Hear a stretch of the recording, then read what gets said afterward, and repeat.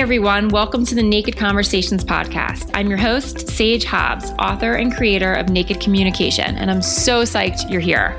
This show is all about taking charge of your life in new and inspired ways to create a life you deeply love. It's about being more you in all areas of your life, more courageous, more free, more alive, more naked. I'll be sharing stories and advice from amazing people around the world who are up to incredible things on how they are successfully breaking free from fear and old patterns in order to create incredible relationships and impactful lives so that you can do the same. This is the place to be inspired to live a courageous and naked life. Let's do this. Hi, everyone. Welcome back to Naked Conversations. I'm your host, Sage Hobbs, and this is episode 46. I have an incredible guest on today's show, as always, to share her story with you in a very real, deep, vulnerable way. We're talking about Mormonism, music, motherhood, belief systems, fear, courage. She's just so wise and so willing to go there that I know you're going to be completely fascinated and moved by her story. But before I introduce you to Angela, I want to make sure that you know how to find what you need and get what you need from listening. So sagebhobbs.com/episode-46 for the show notes. That's how you can find out about Angela's music, find out about some of the resources we mention, and learn about working with me. So I have opened up a few spots in my one-on-one coaching through the 2018 year. There's only, at the time of this recording, a few months left in the year, and it's an amazing time to really look at what you want to create in the year ahead and what it looks like for you to have incredibly meaningful work that makes an impact in the world, even if you don't know what that is or you don't know how to lean into that more, and thriving relationships, marriages, partnerships, time with your children, without one sacrificing the other. So what does it really look like for you to figure out your own capacity to be happier, more joyful, more free in how you express yourself, to show up more powerfully at work and at home, to ask for what you want effectively, to really live the freaking life you want to live now? That is the kind of work that I do. So it's not for the faint of heart. It's for bright, passionate women who know that they are capable of making a difference, being of service, having incredible marriages, partnerships, relationships, and they feel overwhelmed or exhausted or just kind of lost their way, lacking their vitality, their sense of aliveness. That's the work I do. You want to feel more alive. You want to feel more turned on. You want to feel more powerful and effective. That's the work I do. So you can email me directly at sage@sagebhobbs.com, and then we will set up a time to talk, see if it's a fit. I only work with people that I really know I can serve in their own transformational process. So we have to decide that together. Or you can send me a message over at Instagram. That's a great way. Also, I always check my DMs over there. And we can figure out how to ignite your impact and really set you back on the path that you know in your heart you're meant to be on. So that's working with me. And again, there's just a few spots of that kind of one-on-one customized coaching available.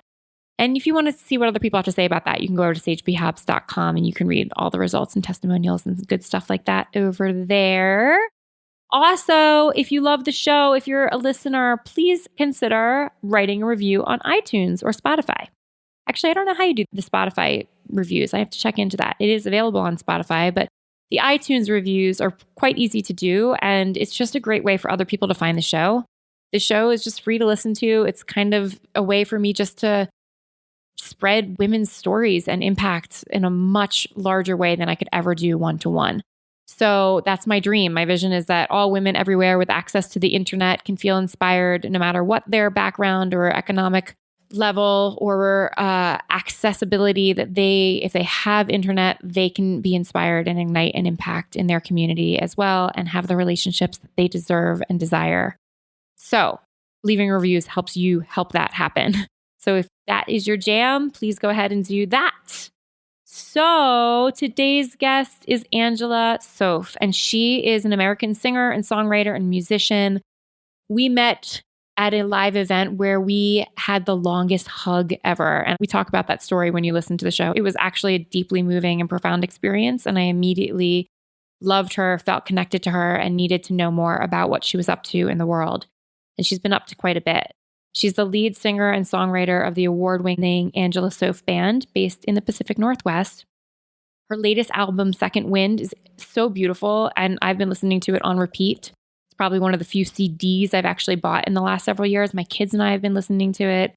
It's really a darkness into the light narrative, like the dark night of the soul, and she really has an extraordinary story about leaving a very traditional conservative Mormon background to find her own way. It was a brave return to music that helps her through that.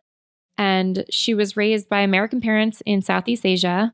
She's an artist who really weaves this glowing musical tapestry, I would call it, that's inspired by the flavors of her past, by what her parents taught her and what she had to leave behind. The weighty topics of her album are really offset by this like soulful, soothing vibe. I just love listening to it. I find myself singing the words over and over again. There's some pop, there's some bluegrass. And so in today's show, we really talk about finding our voice again, the absolutely terrifying journey of leaving all that you've ever known and the potential sacrifice in that, and why she did it, how you can shift your own beliefs if there's some way in which you're questioning yourself or where you came from or what you've been taught as true. And whether or not you are a musician or whether or not you have a Mormon background or whether or not you come from some type of narrowly focused idea of how life should be, it doesn't matter. Angela is so real and so relatable, and her story is just fascinating and inspiring. And we also talk about motherhood and how we can lose ourselves in it and the notion of how we're supposed to be as moms. So I highly encourage you to dive into this episode and then to listen to her music, because I'm really not kidding when I say I think it's extraordinarily beautiful with so much vulnerability and strength. It's just unusual to hear somebody sing their heart out like that. So without further ado, let's introduce you to Angela Soffe. Hi, Angela. Thank you so much for coming on the show today. I'm so psyched you're here. Thank you, Sage. I'm so excited to be here. This is such an honor. Thank you for having me. Oh, you're so welcome. I want to start by telling people our unusual meeting, because I was thinking about it before we got on the call today for this interview. And I was like, our meeting started with a very long hug. Like literally, I feel like I know you way better than I do, because at least this is how I recall it, and feel free to chime in. But we were at this beautiful event called Walk Fest, and it was in the woods, along the river, in the mountains, with people who were coming together and really wanting to make an impact in the world. And it was, I forget which speaker, it was like one of the founders of, he was in the conscious capitalism field. Mm-hmm. Can't remember his name right now. If I can, I'll put it in the show notes. And he had us do that exercise where we like really looked at each other and said something like about who we were. And then I hear you. Do you remember this? And then eventually he had us hug, and we hugged. That was like the longest hug. And I'm a very affectionate person. Like I'm really comfortable for the most part with intimacy. But I was like, wow, we are like really breast to breast here. Yeah.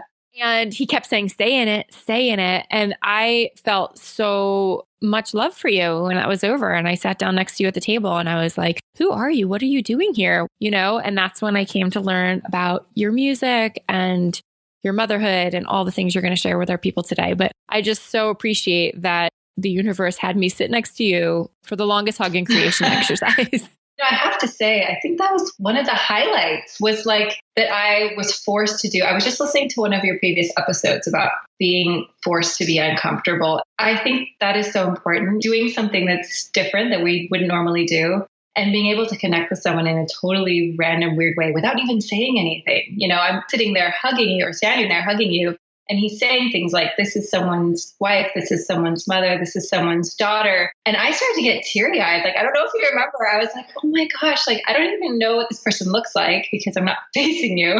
But I felt so much compassion, and it made me think, if only we could have this moment with every person, we would be so much more compassionate. We would be so much more loving if we really sat there and realized every person is someone's child, you know, is someone's beloved, and how like precious that is. So anyway, it was a really beautiful experience for me. I hope it was for you too. It was amazing. It was really profound. And I love that part about the beloved. It was like every one of us is special to somebody. And it actually makes me think of, we're digressing already, but it makes me think of something I think Brene Brown says something that I've always loved, which is basically like it's easy to hate from afar. So get closer. And I'm not getting it exactly right, but it always strikes me as like, right, of course we can like look at the other from an outside perspective and shame and blame and judge. But like, if you think of it from that intimate place of like, everybody is somebody's child, everybody is somebody's beloved, it really, you're absolutely right. Like the through line of compassion was so profound. So I'm so glad we met. And I can't wait for other people to learn more about you and for me to learn more about you. I feel like I only got the beginning of your story and that you have such a compelling story with a lot of deep wisdom. So let's go for it. You actually sort of kicked us off already on our theme. The question I ask everybody when we get started is, what does courage mean to you? I love that you asked that because I believe that courage is not fearlessness. Fearlessness is what my kids do when they're jumping on the trampoline, like throwing caution to the wind. Courage is an action step. It's taking a step into the dark, into the unknown, and not knowing how it's going to turn out. That's courage for me. Wow, that's actually a really, really like succinct, beautiful way of phrasing it. I'm going to take that with me. Courage is an action step. And I love that you say it's not fearlessness, because I happen to believe that to strive for fearlessness is like goes against the human condition. Like I don't even think that's our experience of being alive. If you're really alive, you will confront fear. It's what you then do with it that makes for courage. So that's beautiful. Honestly, you have done some enormously courageous things in the last several years of your life. And that's what I want to start with. People who are listening, you're a musician, an incredible one. We're going to talk more about that. Like your voice is something angelic and soulful. And I got to see you perform live. And now I actually that might be one of the first actual CDs I've bought in a very long time. And I hijacked the little CD player from my son's bedroom that he uses for audiobooks so we could have it in the living room when I came home from that event so I could share your music with my family. And it's so beautiful. How you came to return to music and make it more a central part of your life, I think is where I'd like to start, which is that you come from a background in Mormonism. You were raised in the Mormon faith. And I wish you could just share with us a little bit about what that was like and how you left that and came to this. That's a big question, so take it where you will. Yeah, it's kind of a loaded one because there's so many avenues and aspects to not only Mormonism, but also the step of stepping away from something like that. But I was raised in a large Mormon family in the Philippines. So my parents are American and raising us in Asia. And they were wonderful people. Both of them came from polygamous descendants on both sides and taught us wonderful values. We were very observant of all of, the rituals and all the beliefs. And, I couldn't get my ears pierced until I had read the Book of Mormon all the way through. And we fasted every Sunday. And there were just, a lot of, I don't want to call them cultural, but there are a lot of cultural norms in Mormonism that kind of keep each other in line. We're really good at making sure that other people within the faith are also in line with what you're supposed to do.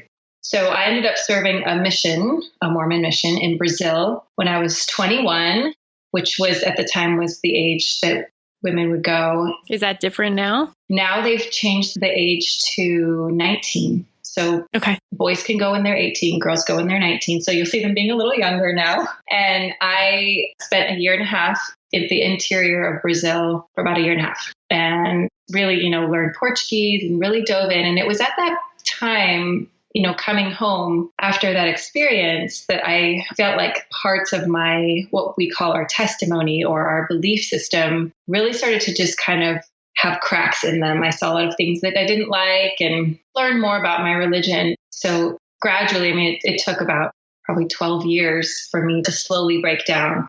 And it finally did about 3 years ago.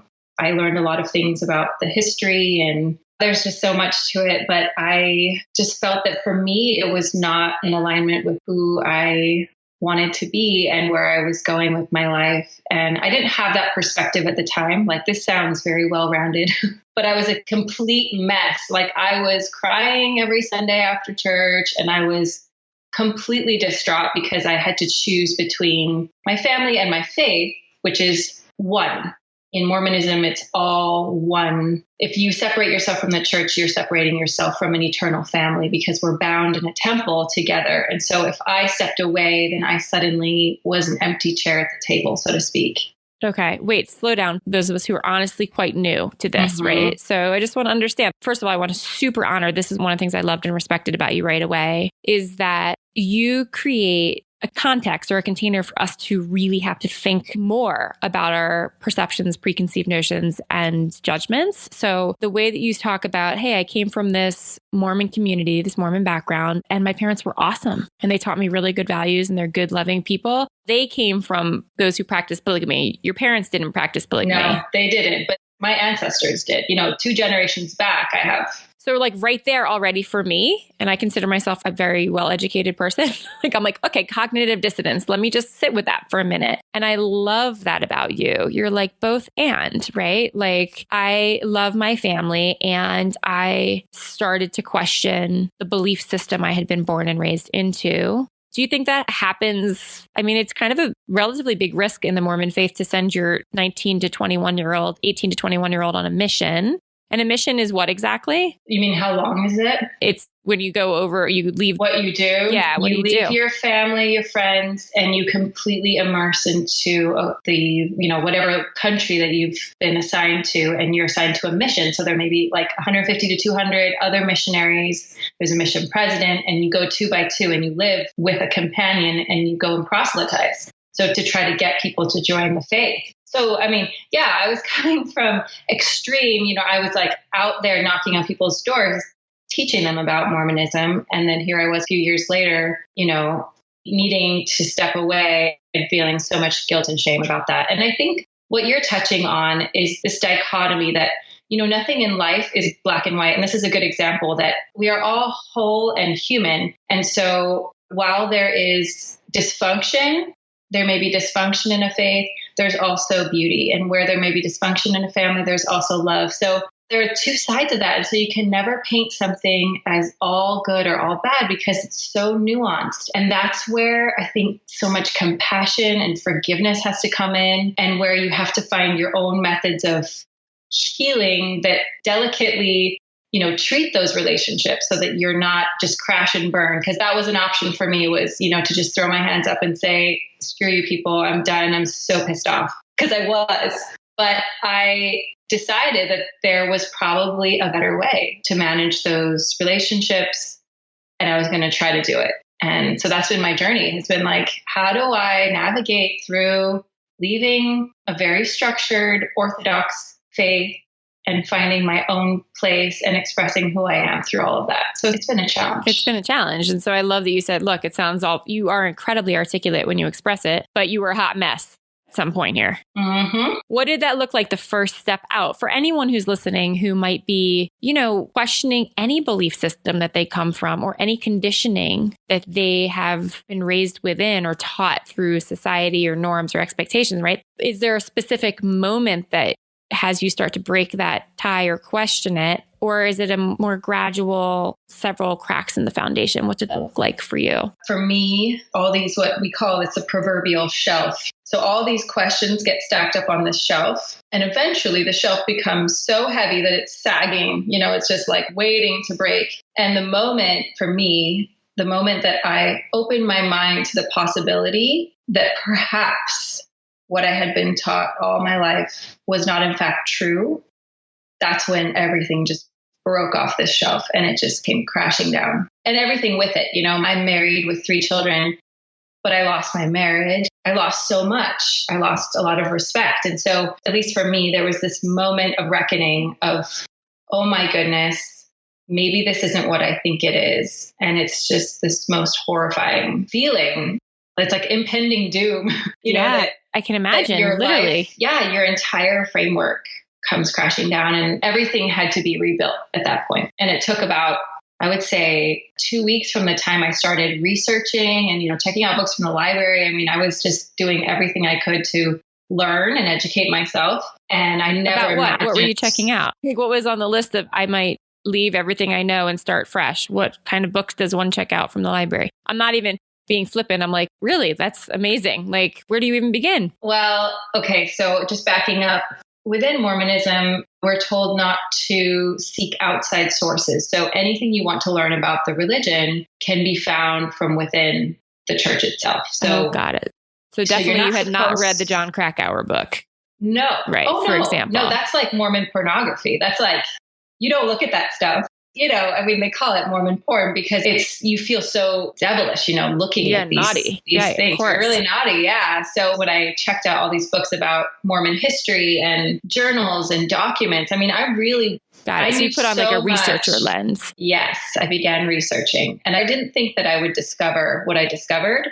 I thought that I would find things that would just help restore the cracks, that would help reaffirm that I was, in fact, where you're I was actually looking for evidence of your faith more than, yes, of course, because why would we want to break everything down? If your family and your faith are one, why would we ever want that for ourselves? It's a scary, scary thing. Yeah. So it's not something I went looking for, but once it happened, it was about 2 weeks, maybe 3, and then 2 years of just a lot of darkness, depression, anxiety. The whole thing, this is the dark night of the soul that happens to everyone. And it just happened to be, for me, leaving Mormonism was that for me. Yes. I think that some people's dark nights are darker, for sure. And I just like to honor that, it's not, we all have to shed some layers and sort of emerge into our own human experience. And I just think it was incredibly courageous of you, because a lot of people would look for evidence to support what they already know. That's what we usually do. So even consider finding evidence for something else that's possible out there was a very courageous act. Thank you. Yeah. How did it impact ultimately your family? Are you married to the same man? What did that look like with your husband and your children? Obviously, my work is all about communication and relationships and making an impact, and how we can support women really showing up in full voice and full self-expression, because I think women's leadership is really needed on the planet in a big way. So I am fascinated just in terms of the work I do, breaking down beliefs and then having it not destroy all of your relationships. What does that look like? Yeah, it's just another huge can of worms. But to sum it, when the shelf came crashing down, and my husband at the same time, not at the same time, but, within the next month or so, he kind of came to the same conclusion. And initially I thought, this is wonderful. We can step away together. But what had ended up happening was that we both realized that we had gotten married under the circumstance of being Mormon. Everything in our lives had been sort of planned for us. You go to college, and then you go on a mission, and then you marry someone very young, and you have lots of children. And then, that there's this trajectory of how life is supposed to go. And when we realize... And there's something kind of easy about that, isn't there? Oh, it's wonderful, because you're I don't even have to think. I can just go along this path. There's just this is the right path. Right. This is the way you do it. On a theological level, this is how I'm going to get into heaven, because in order to be qualified for the highest level of the, celestial kingdom, you have to be married and you have to be sealed in the temple. So we really needed each other in order to attain salvation, which is what we believed. So not only, is your faith crumbling, but my marriage, I felt like we married each other under, maybe false pretenses. He felt the same way. He wasn't sure he really even wanted. He was like, I only had kids because I was told to have kids. And so then his questions went deep. Oh, yeah. So then he dives into this, existential mess. And I would say we very much broke up, living in the same house, but we sort of just fell apart together. And I don't know how detailed to go into it, but there came a point where I just gave him permission to go. And I said, if this isn't going to work and this isn't what you want, it's not what I want, then let's part ways amicably, and you can go have your bachelor life and I'll take the kids. And so we went through this period of really just feeling very distanced and trying to figure it out. And we realized after that we had an opportunity to choose each other again. How beautiful is that? It just gave me actual chills. That's the most beautiful part around bringing intentionality or consciousness into your life, right? All of a sudden there's choice. Yeah. And he did end up going away for a weekend, and then he called me and he's like, oh, I miss you. And we missed each other. We realized that we like each other. We don't just, feel obligated, but we like each other. We love each other. And it's based on something deeper than, whatever our faith was. And so we decided to stay together. This album that I put out is called Second Wind, and it's on so many levels. It's my marriage got a second wind, and parenting I see from a totally new standpoint and framework, and just, my professional life and my friendships, like everything is better. Everything is on purpose. Everything is intentional this time. And I'm so grateful for that because I had a chance to kind of choose my life at age 32, so I just felt like that was a gift. And it really is a gift when you can go through difficult times and consciously choose happiness afterward. Like walking with fear in your hand, you walk along with fear and you say, we're going to have the best time ever. And you're going to be right here with me, but we're just going to keep going. And it's going to be amazing because I say it is. And that's what's liberating, I think, for me, is not just letting go of Mormonism, but choosing a new life. You are speaking about this like so much as if it's like I tied my shoes. Like, you are amazing. So then there was an existential crisis, and I want to like really give it the magnitude. And this is what I love about your music, is I think your music gives it the magnitude. Like, your music gives it the soul. I mean, one of the songs, the one that was in my head over and over again, is Rocks. And it says something like, we like to throw rocks at the people who don't see the world in the way that we do. And I don't know why we like to stand in a circle and point a finger or two. I told you I listened to this album like enough that I can recite your lyrics. Did you see the music video? There's a music video. Yes, I saw the music video. Okay. You're beautiful and lovely. And all of that will be in the show notes, people who are listening, because it's really very amazing. But it's this whole thing around the way you speak about all of it is there's just not that much judgment. And I'm fascinated by that because we as human beings are like primed to judge. It's like what we do. Like, somebody walks into the room, we size them up, right? And we don't all speak that out loud. And some of us really work hard to not be gossipy and not have that get in the way of our ability to connect with others. But there's a way in which you're speaking about all these things and I realize we're a few years out, but with a certain degree of composure that I'm just like taken aback by. So for those who are kind of in this dark night of the soul experience right now, or who have been there, like, what were some of the things that helped you move through it? Taking so much time. I knew when things started sinking pretty low that I had a choice, and I could shove it really deep and suck it up and be quote unquote brave and pretend that everything was fine, or I could allow myself to feel. And I think at this time, someone had introduced me to Brené Brown, and she talks about that, like leaning into discomfort. And so I decided to do that. And I just like had many gross episodes of sobbing, like into my pillow, like just allowing yourself to grieve, because the faster you grieve, the faster you can heal. Like, don't wait to express or feel what you feel. Just get it all out. And it might take months, it might take years. Like, I'm still working through so many things because Mormonism touched everything in my life. So it's not over, but I think that allowing yourself to grieve, number one, and being really kind and patient, and then just being very open-minded. Like, you have an opportunity now to soak in only what you want. You don't have to believe a prophet or anything anymore. So just absorb, ask everyone. I started going around asking everyone what they believed in, and they thought I was like such a weirdo. Well, I was going to ask that actually. I was really thinking like, gosh, if you come from like this idea that you have these beliefs and then all of a sudden, boom, it's like you pull it all out and you're left with nothing, like complete blank slate, complete tabula rasa. Like, where do you begin from there? What were those conversations like? I cornered like so many people. I didn't even have friends actually, because a lot of my friends, when they found out that I had left, just kind of pulled back or distanced themselves. So I had to find new friends as well. And not all of my friends, but a lot of them, they were probably shallow and superficial anyway. So I had to make new friends, and I tried to be intentional about that and seek out people that I thought were cool. And then I would corner them and ask them what their religious beliefs were. And I think they thought I was like just very odd, but I wanted to know about spiritualists, like the spirituality without religion. And I wanted to know about like mainstream Christianity, what they believe in, what do Muslims believe in, like without judgment, just like what might work for me. And maybe if Mormonism isn't it, maybe there's like another one true way. And I was looking for that one true way. And, it's morphed and I have totally different beliefs now. But I think allowing yourself to have that, like, I'm going to try everything from every pot sort of experience, because if you don't allow yourself, then it's just going to happen down the road at some other point, and you're going to have another breakdown. So being kind of like a kid, like being open to so many different things and seeing things through new lenses. And then I got really into, because I was super down, I decided I was going to try working out and exercising. So I made myself do a half marathon like a year later. And that was hard. Yeah. I haven't done one. It looks really hard. Yeah. And then I did a triathlon. I did another one after that. And so I started trying to like cultivate things in me that would help me connect with, you know, nature and with like my own strength.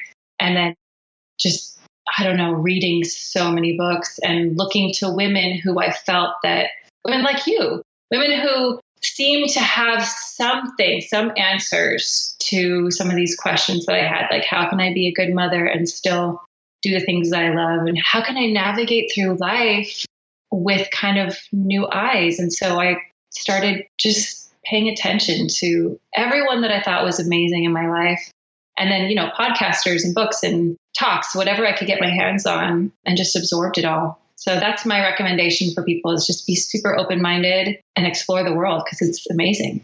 And you kind of did it inward and outward. Like, I love that. You said I could allow myself to feel and to lean into discomfort. And so allow yourself to grieve, because the faster you grieve, the faster you can heal. So there was like this internal work around, you know, falling apart, giving yourself space to sob ugly cries and be kind and patient. And then there was the external part, actually reading, listening, asking questions, exercising, engaging with people that might teach you something. It sounds like you really came at it internally and externally. Yeah, I was really desperate though. Like, this sounds very put together, like a plan. There was no plan. I was just grasping at whatever I could find. Like, that's how these songs were born as well. Like, I was just crying at night, picking up my guitar, sobbing, writing a song, and then crying some more. Like, it was awful. Like, I was really, really falling apart and a total mess. So I don't want it to sound like I had some sort of structured, you know, grieving plan. It was just it was very sobbing and random. songwriting. Yeah. It was sobbing and songwriting. I think it's messy. I think you have to be messy and be okay with that. It's super messy. I mean, I think it's super messy to have a big, vibrant life. Like, it's way messier to take risks. It's way messier to have like actual deep intimacy with the people you get in bed with at night, with the people you share a meal with, you know, like so much of life for people is played on the surface. And if you go deeper, whatever that looks like, it doesn't have to be that you leave Mormonism, you know, but when you start to go deeper and you start to ask questions and you start to really show up in a more curious and authentic way, like, it's messy as hell and there's more risk involved. But the reward is that you were playing music by a river under like the stars and the aspen trees with like good-hearted people who think you're amazing, you know, like that to me. Like, I don't even think 3 years seems like that long. It was 3 years ago. I mean, you said it was more than a decade of the cracks taking you to actually deciding to leave. But it's been about 3 years since you actually severed that tie, is what I understand. And to me, it sounds like you've done so much work in those 3 years, and you've just like prolifically been producing music, right? Well, I don't know. I think it's all your perspective, but I had a lot of shame about not having done music, because I used to do it in college and then I had kids, and I felt like a good Mormon mother shouldn't be doing, like, I shouldn't be focusing on myself. And, you know, the pinnacle of a good Mormon woman is the woman who puts herself last, like puts everyone, you know, she's serving, she's always serving. So I felt that, you know, music was like a self-serving thing. And I like just shame myself over and over again for not doing it. But I felt like I couldn't juggle being like a mom of very young children and doing music. So when I left the faith, that's when I kind of returned to it and picked it up again. And it became this catalyst for like all my emotions and like this expressive adventure. And it's only been, like in the last 3 years that I've really started producing music more. And it's now I like cannot not do it. Like, it's such a part of me that I feel like I neglected for so long that it's just like spilling out. It's this magical thing that I think everyone has. You know, we all have our thing that like is our go-to. It's our gift. And when you suppress it and you don't share it, like, you ultimately suffer inside. Yeah, I really get that. And it's not always some people are like, well, I don't have that thing, because they don't think of themselves as an artist or a creative in some way. And I absolutely think that each of us has some gift, something that turns us on or lights us up. You know what I mean? Like in some way. And I think even not coming from, the pinnacle of Mormon mothering is women still get a lot of messaging in the West around putting ourselves last and helping others first. And it gets really muddled when we become moms for a lot of women. So you're not the first woman I've had on the show. Actually, I'll put a link in the show notes to my episode with this amazing woman who runs her own nonprofit and has for over 15 years called Active Minds. And she has 3 little kids and she travels all the time giving keynotes and fundraising. And she said, look, Active Minds was kind of my first baby, like my first love, sort of like what you're saying with music before children, right? And her work was born out of the suicide of her brother and needing to do something about that. And she's like, my kids, it's not that I love one more or less than the other, but that I have to find a way to integrate it all. What I loved about her was Allison Melman. She said, I don't feel bad about that. Like, that's who I am. And they get to see that, So how did you come back to it? How were you able to reconcile mothering and music making? Well, first I shed the notion that it was somehow that they were contradictory. Right, of course. I started to, with my researching and everything that I was learning, I realized that I was harming myself and perhaps my children, at least not writing or playing or practicing like I used to. And I found that since then, it's such an integrated part of our lives. I have shows on the weekends or I'm talking at some place or whatever. And they seem to have some sense of pride about what their mom does. And I feel like that's something that's good for them. Like, I want them, this is how I see it. If you are able to do what you love, then you are unconsciously giving your children permission to do the same thing. Absolutely. So, I love my mother. She's wonderful, but she stayed home and there's nothing wrong. But I didn't have a model to look to. And so I always felt very guilty whenever I wanted to do something outside of the home. So this is my way of hopefully showing my daughters, especially, that, you can be a good mom and you can still shine your light in the world and be your best self, So that's how I have sort of couched it. Anytime I hear complaining that mommy's leaving again or whatever, I just tell them, this means that someday you can go do what you love and your kids will miss you, but they'll be so happy to see you when you come home. And everyone will be happier because they've had their cup filled. And I don't know if they understand it. They're little still, but But they get the messages. I mean, I go through that all the time with my own kids. I've always worked outside of the home and I've managed to pretty much since I had kids do it mostly part-time. In the beginning, it was more full-time and they love having me around. But I just say I tell them a lot of things. Hey, I work so that we can have the lifestyle that we have, so that I can support us doing fun adventures together and taking time together in the mountains and going to the beach. Like Dad and I work because we want to support us having good adventures together. And I work because I love what I do and because I want to make a difference in the world. And I want to use my talents and gifts to help other people use their talents and gifts. And Dad loves to teach because he believes education is, we just sort of talk about the value of what we do and why it matters to us. And sometimes they still don't want you to leave at night. I have evening events as well. And it's like, okay, well, I'll be home. Love you. And I think it's so important for them to know that mom has friends and mom has things that excite her and mom is an individual. And I expect them to be as well, because the longer I parent, my oldest child's almost 10 or will be 10 in 2019, freaks me out. I'm like, a decade of being a mom? What the hell? I can't even wrap my brain around those numbers. But it's my hope for them is to have a beautifully individuated human, who goes out in the world and it feels really confident to stand on his or her own 2 feet and make his or her way and find joy and happiness on his or her terms, So it's how am I going to do that? I don't want somebody staying at home when they're 32 years old with me still doing their laundry. No, thank you. How am I going to help them carve their path? So it's courageous when that's not in your model. And when the messages are still, regardless of our faith, relatively conflicting on that one. I feel like I'm still the one expected to handle things with the school and handle the play dates and handle the doctor's appointments, even though my husband helps a lot. But there's a societal expectation on how we show up as women and moms that we have to really consciously sort of push back against, I think. So I love hearing stories of you figuring that out. Do they ever come hear you play? Yeah, they're actually in a music video I'm shooting next weekend. Oh, fun. For which song? Song is called Kitchen Sink. It's on that album that I gave you. Yeah. The Second Wind album. Yes, the second Wind album. And they're going to be in the video? Oh my gosh, that's so cute. Yeah, we're doing kind of like a retro, sort of like 1940s thing that turns into a big fun crowd scene. So we'll see how it goes. Oh, that's great. There's an interview coming up after yours. I just did the interview. I just recorded it today as well, but of another mom who has 3 children. I'm on a theme here with moms with 3 kids. Hers are 7, 4, and 1. And she works full time for a very large tech firm and just started a nonprofit. And I was like, what?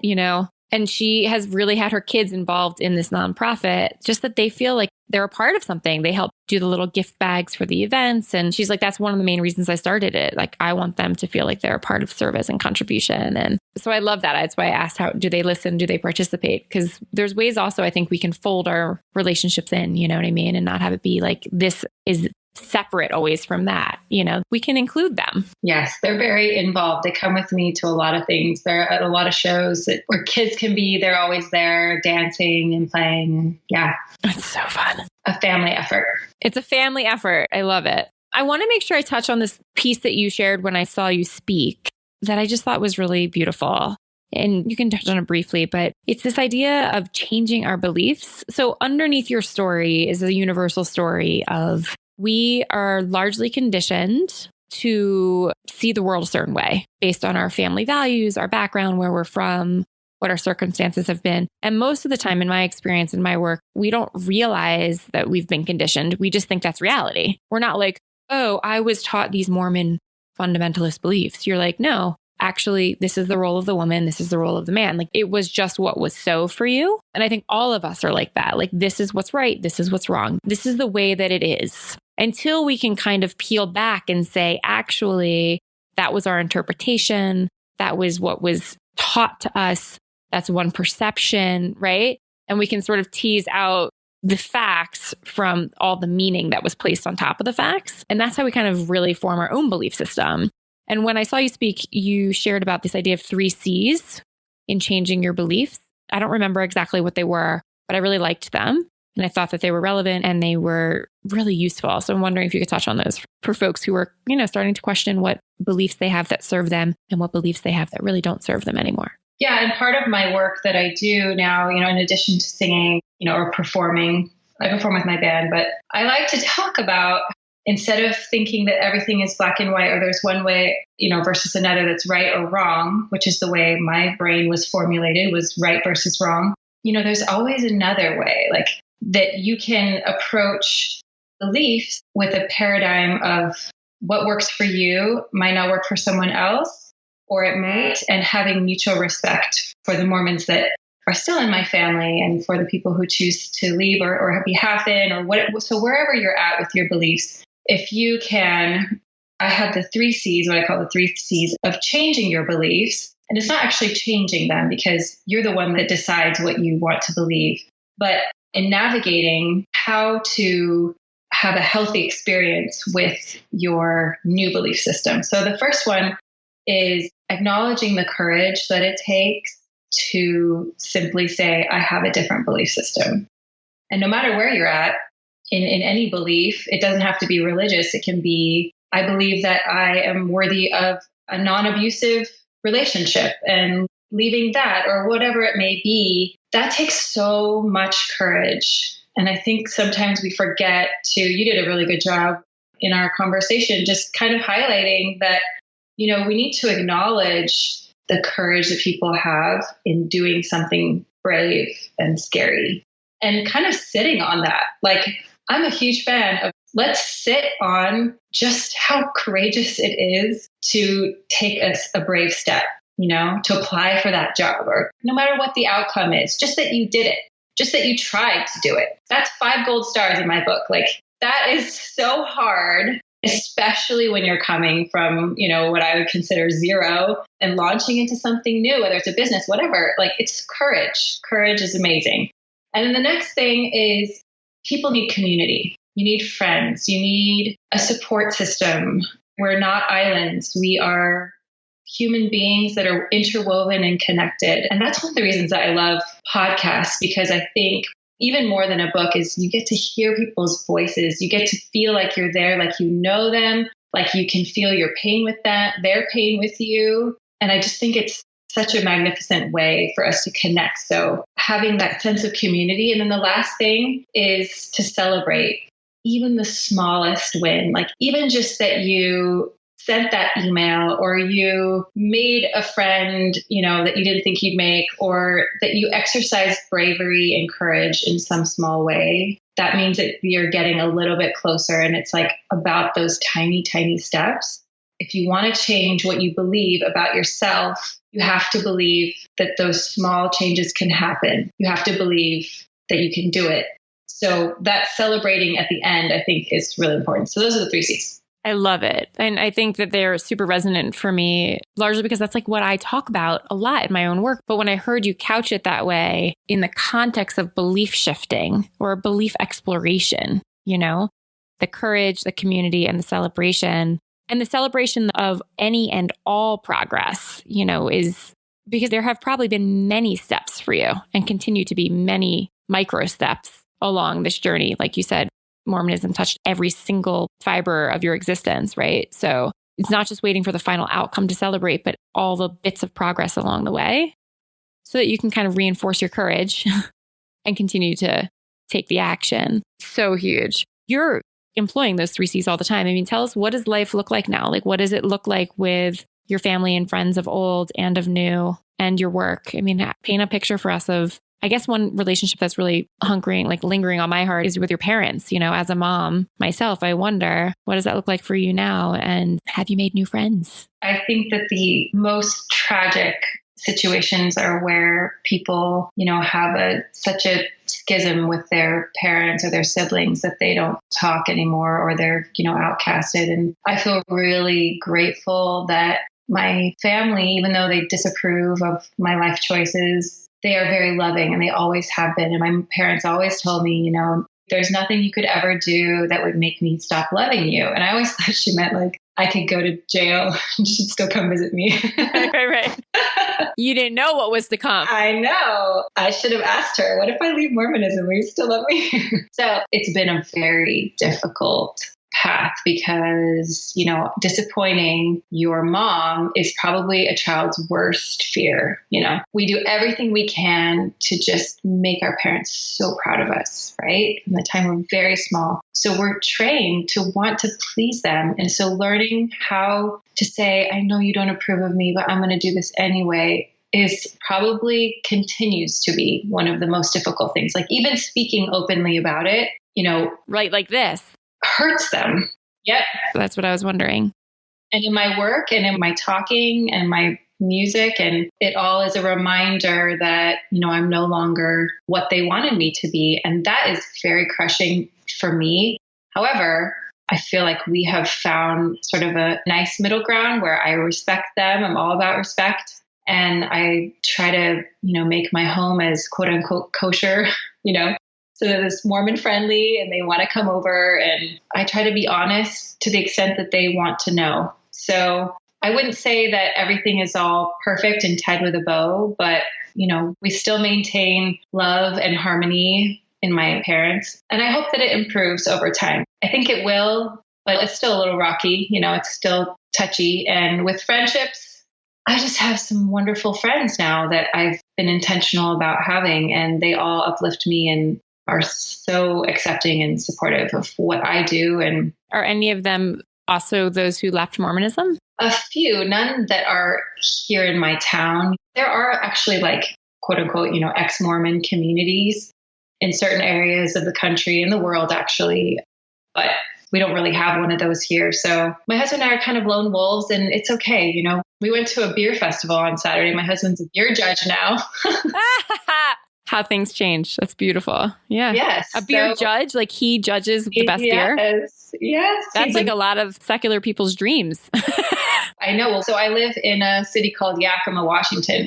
We grow the most hops in the world, I believe. So there's this big fresh hop festival, and we were just at it. In fact, if you follow me on Instagram, I have a whole bunch of pictures of me with this hop crown, and my husband's there. And yeah, it was super fun. So I feel like I'm like a teenager. I'm exploring so many things, and wonderful, getting to know wonderful people I never would have rubbed shoulders with before because I was too pious to go out and party or whatever. So I feel like my life now is unrecognizable to my former self. Like I would not have imagined the amount of joy and like sunshine in my life. Like I love that I get to choose, and that freedom is the greatest gift. Angela, that freedom is the greatest gift feels like maybe the best place ever to stop a podcast interview. That freedom is the greatest gift. Like everybody can take some of that with them, you know? And so I can't wait to hear more of your music. Tell us a little bit about what is coming up next. The album that I have is A Second Wind is the name of the album, right? Mm-hmm. It's the final track on the album, but that's the name of the album, correct? Yes. And what's coming up next? Okay. So you can find that on iTunes or my website, angelasoffe.com. And then by the way, Soffe doesn't look like Soffe, y'all. Yes. So next, I have a lot of fun things happening. My band's shooting, like I said, a music video that will come out in January probably. And that's going to be kind of fun, psychedelic.